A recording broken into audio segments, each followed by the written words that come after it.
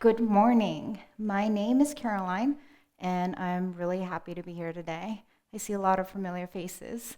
So, I must tell you, first of all, for those who have been here the last two times, I haven't attended a lot of schools or lived in a lot of countries like the last two speakers. I've only lived in 3 countries, and I'm just a photographer.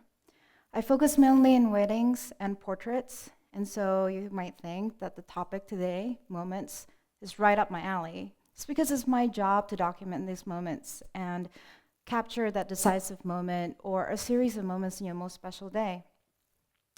But what I'm going to be talking about today is not how I started my career or how I ended up being one of the top 30 rising stars of wedding photography a few years ago, or even how I came to very fortunately run two pretty successful companies, a photography company and the photo booth company.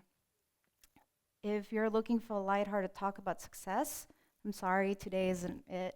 And it's not going to be about happiness or filled with jokes. I'm going to be talking more about the pivotal moments in our lives and mine in the last 2 years and about some really hard things.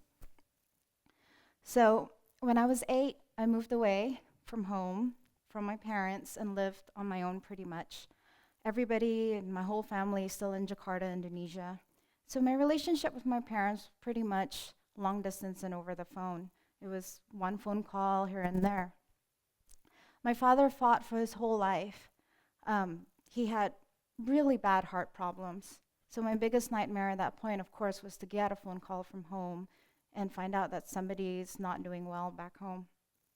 So 3 years ago, I received 2 phone calls. One telling me that my uncle had passed away, and then the next one call telling me that my grandmother had passed away. And luckily enough for me, I survived through these 2 phone calls and I was fine. So I thought, generally I'm doing great. 2 years ago in January, I was sitting down for dinner with my boyfriend and his daughter, and everything about my life at that point felt pretty perfect. I was in great health.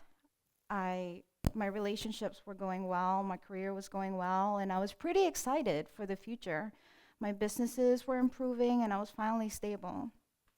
And then my phone rang, and I picked up the phone, and it was my mom, who I haven't spoken to in the last 6 years. And she called to tell me that my father had passed away from a heart attack that morning. So, right there in that one moment, my biggest nightmare had come true, and actually, my boyfriend Josh told me that one moment, your life changed completely. And it was true. So I flew home the next day, 27 hours to the other side of the world, to be with my family. And everything that happened after that was like a blur. And everything was the same, but nothing was the same. And my father had always been my rock and the main parent that I had. And we spoke to each other all the time. And with this heart attack, and it was his 10th heart attack actually, he was suddenly gone. And every corner that I walked and turned around in my parents' house, I thought he was going to jump out and tell me that it was all a joke. And as I stood there at his burial, watching his coffin be lowered and the soil be put on top of his coffin, I knew it wasn't a joke. And just like that, my father was gone. And like other Indonesian families, my family went into mourning.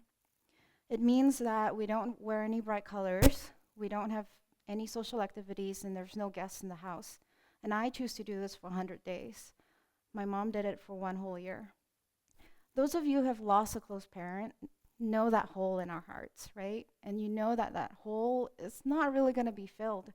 And we know how that one moment of losing our parent has shaped us and how immediately you grow up. And in that moment, everything in my life did change.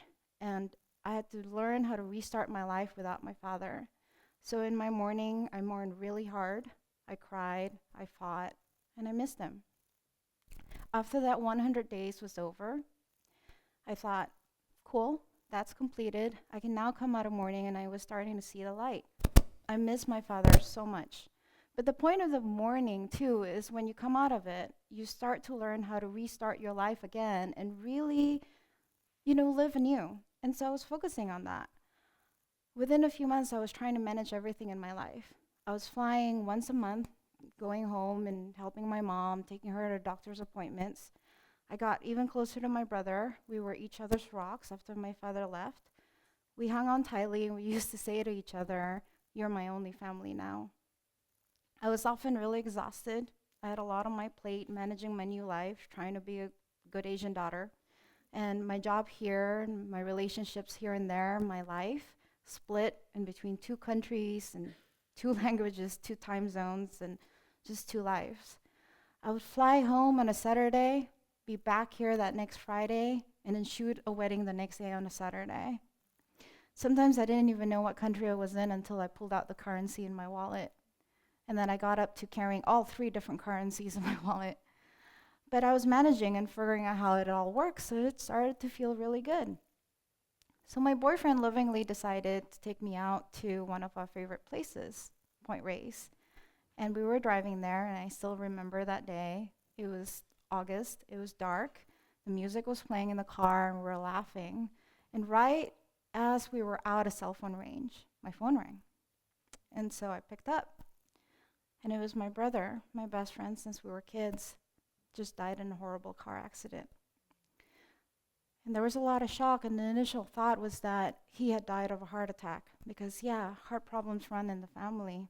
So everybody back home was scrambling to figure out what happened. And that was my second pivotal moment.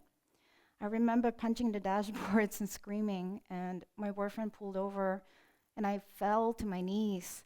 And I was screaming, and I was like grabbing the soil right around me, and I didn't even know what to do. I just lost my father recently, and now I lost my best friend. And what was my family to me was all gone in a second. And I went into another 100 days of mourning. My mom added on another year. What I didn't expect, though, were the details that came out of this in the next few days and about the accident. Really bad, gruesome details that still make me sick. And it was all over the news and TV. And the accident ended up much less of an accident, and there wasn't a heart attack. And very quickly we found out that my brother was actually murdered, and pretty brutally. So we're all blindsided. His death hit me so much harder than my dad's death. And my brother and I were all that we had for each other. And I just talked to him days earlier about having vacation time together. And next time I went home, we were inseparable. So I sank really low, and I just could not stop thinking about the suffering he went through in the moments before he died. It was really hard, and a lot of my friends didn't really understand the sadness of losing your brother that way. I mean, how can they? My mother would say that her son was taken away from her, and so I mourned with her. A couple of months after that, my mom, now generally cautious about all of our health, decided that she should take us, me and my siblings, to my dad's cardiologist to figure out, how our health was doing, because we all carried the bad heart gene. I knew I was okay, and my blood tests showed that I was okay. My heart was great, my cholesterol was great, my blood pressure was great. But it also still showed that I was still hepatitis B reactive. And I'd known this my whole life because I was born with hepatitis B. But what I didn't know was how that actually affected me and what it meant, other than I had to stop drinking alcohol when I was 21, when you guys started drinking, right? And that hepatitis B is an infection that lives in your liver. So the doctor was really worried, as he should be, and off I went to see a liver specialist. At the liver specialist, there was more blood tests, a full liver panel, ultrasound, scans, the whole works. And the liver specialist asked me, why didn't I see a specialist earlier? I said, I didn't know I had to, and nobody ever told me. And he said, I had to get tested twice a year for my liver functions and for liver cancer, and that 90% of everybody that is chronically hepatitis B develops liver cancer. He also told me that the first 20 years of my life, my liver was fully infected, and I didn't know. And he told me that I already had fatty liver disease, and my liver was that of a 60-year-old alcoholic. And then he told me that I had 10 to 15 years max before liver failure. That's if I don't develop liver cancer first. I also learned that there were no major symptoms for hepatitis B and until it's too late, and that there's no cure. So there was no way out. 10 to 15 years, and that was my third pivotal moment, and I sank even lower. Suddenly, everything was about those 10 to 15 years, and I felt like as if I wasted all this time in my life, and I can't waste anymore. And suddenly, I felt like everything I had to do had to be worth it, because it had to be worth that short time I had left. And that one moment, my perspective in life shifted again, and I felt like I was a walking time bomb. Everything in my life was suddenly being measured against this 10 to 15 year mark. I went on a strict diet, stricter than the one I was already on, and everything bad I put in my body, I asked myself, is this really worth the days that I'm losing? My relationships changed. I had friends who couldn't handle it and they disappeared. I had to sit down with my boyfriend and talk to him about the fact that I wasn't going to grow old with him. I mean, we cried and I cried. I had to tell his kids. We told his kids. I had to sit down with my mom and explain to her that I'm never going to get any better. And I had to watch her in shock. All this while I was still managing 2 countries and now fitting in my liver specialist. So I was frequently exhausted, which I found out was a symptom of hepatitis B. So I sank even lower. And every single wedding I photographed with the bride fretted about the wrong color shoes or the wrong flowers in a bouquet, made me so annoyed. I mean, they don't mean anything anymore when you only have 10 to 15 years. And I started to ask myself, is this really what I wanted to do with my time left? Photograph expensive weddings where things like that matter, and they were sucking the soul out of me. So I wasn't even enjoying those moments that I love, and I didn't want to photograph them anymore. And I could feel my creativity dying inside of me. So I doubted everything. I doubted my career, I doubted my skills, I doubted my relationships, and I doubted my choice. In short, I doubted myself. I was depressed, and I felt out of control. My life felt out of control. So my pivotal moments weren't those moments of happiness or accomplishments, but in the last 8 months, there were moments of loss that completely knocked me off my feet. And there I stayed for a while, angry and sad, and all my moments were blurring into each other, and every day and every breath and every step started to hurt. So I went to see my therapist a lot, and I read a lot of books. I meditated a lot. I even watched a lot of TED Talks. I tried so hard to fight it, just fight the darkness and try to find a way out every day. And I was trying to push through to the other side, and I wanted an answer right now because I wanted to get out of my funk. But the more I kept fighting it, the more it took over and the more I broke. Until one day I said, I give up.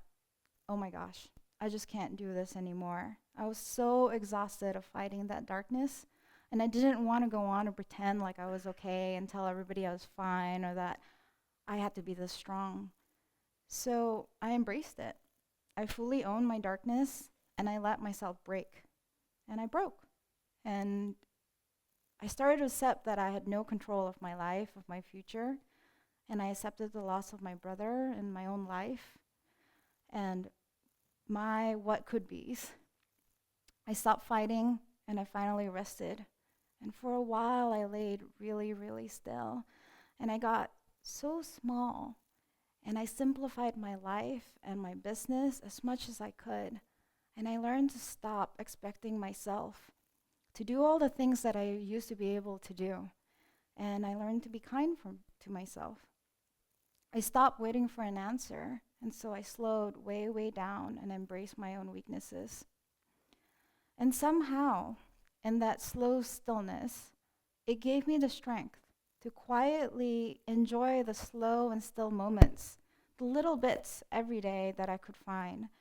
And then it gave me the strength to enjoy the little moment of my day without trying to make it good enough or feeling like my life had to be amazing. And then one day I said to myself, I'll get through this. And when I did that, pretty soon I realized that every single hard moment of my life had another side to it, and that I could see it if I would only let myself see it, and I could change the moment. And the thing is, we all can. And so I did. In losing my dad, I gained a new relationship with my mom. I didn't talk to her for 6 years, but now we talk almost every day. Well, we message each other almost every day. And I'm learning so much about her. It's new, but I'm sure my dad would have been so happy.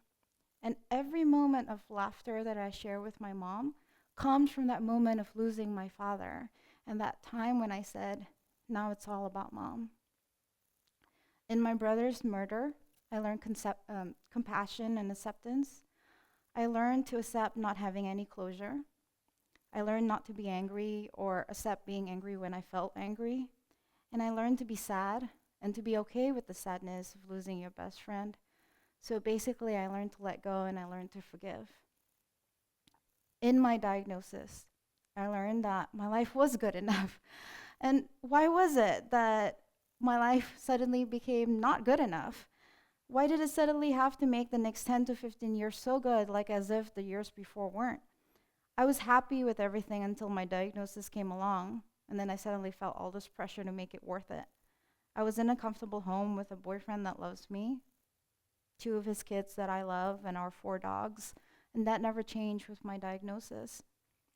I waited to see what would happen with my career instead of wanting an answer right away and planning everything out.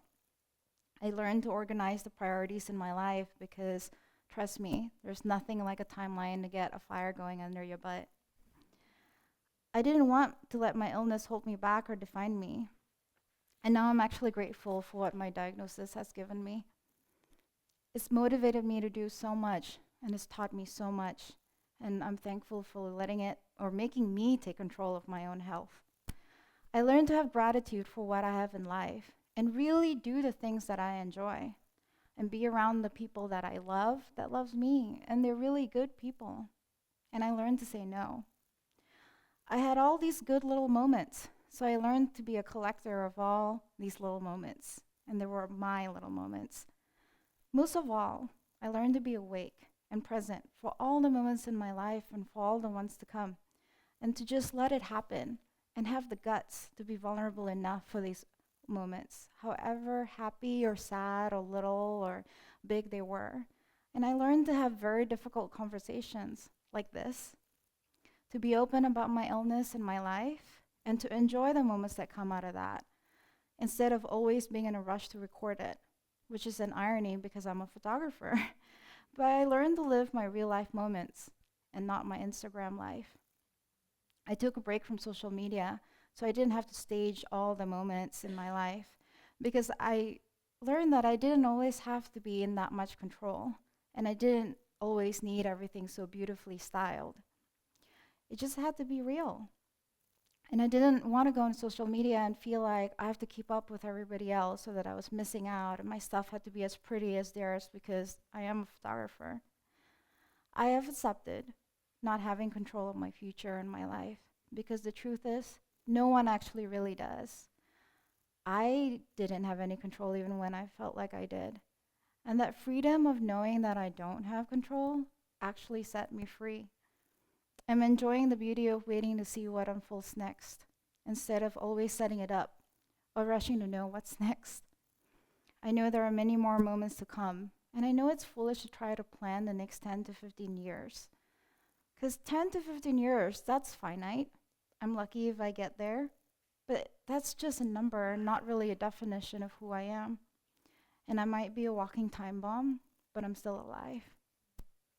So I let go of the feelings we all have as creative entrepreneurs of having to keep up with everybody else. And oh my gosh, it feels so good not to have that guilt. Funny enough, because of that, I'm even figuring out what to do with my career and my businesses, because I'm not so worried about what to do, and now they can better fit me.